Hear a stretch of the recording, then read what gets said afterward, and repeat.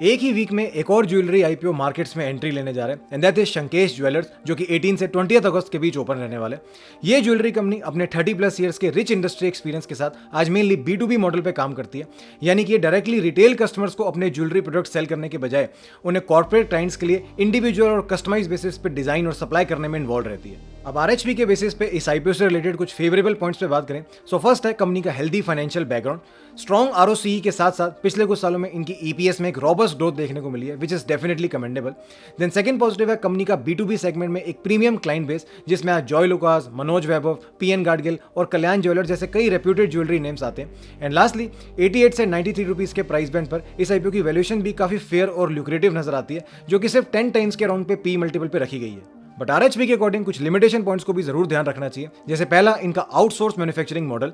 Company अपने jewellery products को खुद इन हाउस मैन्युफैक्चर करने की बजाय आज पूरी तरह सिर्फ थर्ड पार्टी जॉब वर्कर्स पर ही डिपेंडेंट रहती है, जिसके चलते इन्हें परफॉर्मेंस डिलेज या क्वालिटी कंट्रोल जैसे इश्यूज का सामना करना पड़ सकता है।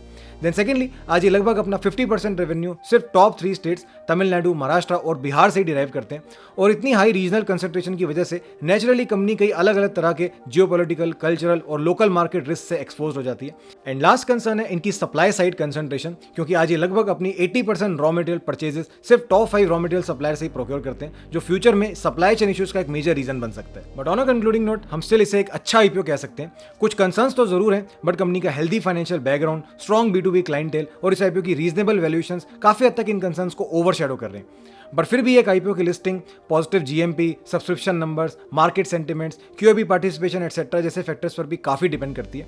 इसलिए ऐसे में अगर ये सभी फैक्टर्स भी लास्ट दिन तक इस आईपीओ के फेवर में भी जाते हुए दिखाई देते हैं, तो सिनेरियो में इस आईपीओ से एक गुड इनफ लिस्टिंग की एक्सपेक्टेशन रखकर जरूर चला जा सकता है।